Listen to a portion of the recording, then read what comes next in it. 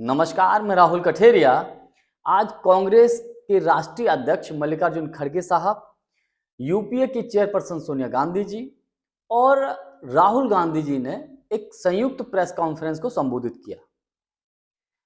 सवाल सबसे बड़ा यह है कि कांग्रेस के इन तीनों ही कद्दावर नेताओं को आखिर एक साथ प्रेस को संबोधित करने की आवश्यकता क्यों पड़ी?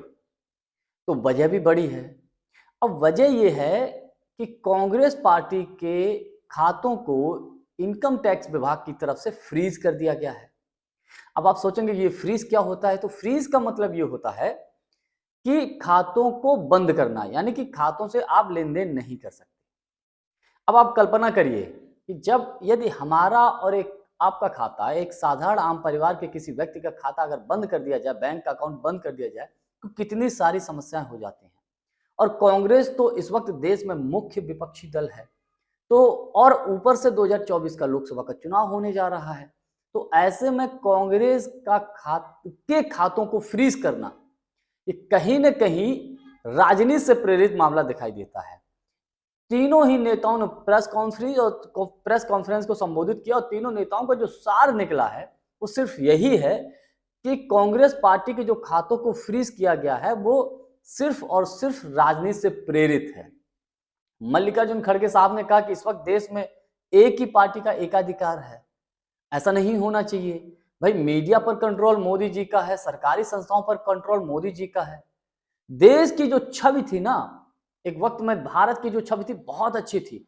वो खड़गे साहब का आरोप यह है कि जब से ये इलेक्टोरल बॉन्ड का जो मामला निकलकर सामने आया है, इलेक्टोरल बॉन्ड के मामले के निकलने से देश की छवि खराब हुई। क्यों खराब हुई?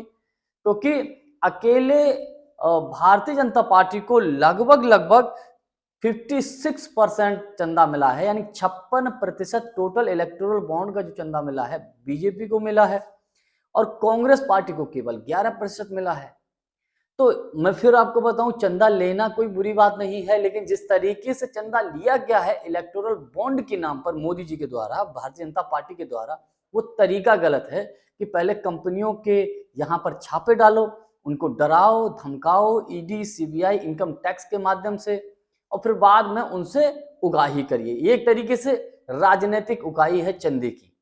तो ये तरीका गलत है और सुप्रीम कोर्ट ने भी इस पर बहुत बड़ा कटाक्ष किया है। अब वो तो खैर करिए, खैर मनाइए सुप्रीम कोर्ट का, जो इतना बड़ा इलेक्टोरल बॉन्ड के नाम पे जो घोटाला चल रहा था, गड़बड़ छाला चल रहा था, वो खुलकर बाहर आ गया। तो इससे भी हमारे देश की छवि कहीं ना कहीं खराब हुई, इसमें कोई दो राय नहीं। राहुल गांधी इस मामले को लेकर बहुत आक्रामक तेवरों में थे। उन्होंने कहा कि 7 साल पुराना मामला था कांग्रेस पार्टी का, कोई 14 लाख रुपए को लेकर 7 साल पुराना मामला था और इस मामले को लेकर कांग्रेस पार्टी का लगभग 200 करोड़ रुपया फ्रीज कर दिया गया, बंद कर दिया गया। जबकि इनकम टैक्स का जो लॉ कहता है, इनकम टैक्स का जो नियम कहता है, उसमें अधिकतर अगर ये सही साबित होता है तो 10,000 रुपए का केवल फाइन है।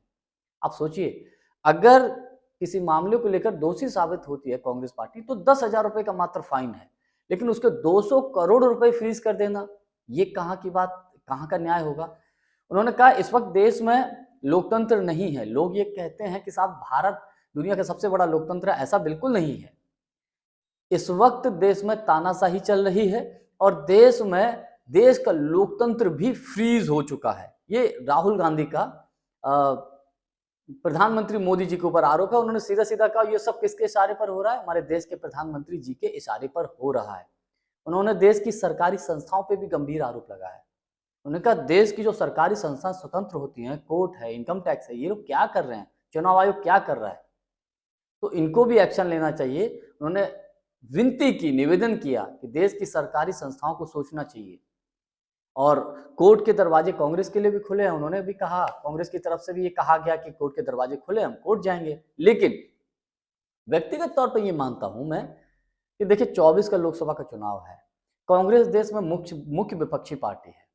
ऐसे में अगर कांग्रेस के पास फंड ही नहीं होगा, पैसा ही नहीं होगा, तो भला कोई चुनाव कैसे लड़ पाएगा? वो तो पूरे देश में अपने प्रत्याशियों को चुनाव लड़ाएगी। उन्होंने कहा कि हम कहाँ से कैंपेनिंग करेंगे, हम कहाँ से ऐड देंगे, हमारे नेता के पास आने जाने का किराया तक नहीं है, ये राहुल गांधी ने बोला है। तो इसमें भी कोई दो राय नहीं है। जब किसी के पास पैसा ही नहीं होगा तो भला वो कैसे चुनाव प्रचार कर पाएगा। तो यही कहीं ना कहीं भारतीय जनता पार्टी की सोच है कि किसी भी प्रकार से कांग्रेस को आर्थिक तौर पे कमजोर कर दिया जाए, ताकि वो 2024 का लोकसभा का चुनाव उतनी दमदारी से भारतीय जनता पार्टी के सामने न लड़ पाए। तो आज की संयुक्त प्रेस कॉन्फ्रेंस करने का जो उद्देश्य था वो यही था कि कांग्रेस पार्टी के जो खातों को सीज किया गया है ये राजनीति से प्रेरित है, दुर्भाग्यपूर्ण है और ऐसा नहीं होना चाहिए। विशेषकर भारत जैसे लोकतांत्रिक देश में किसी विपक्षी पार्टी के खातों को सीज करना गलत तरीके से ये ठीक नहीं है। आज के लिए बस इतना ही। बहुत बहुत धन्यवाद। नमस्कार।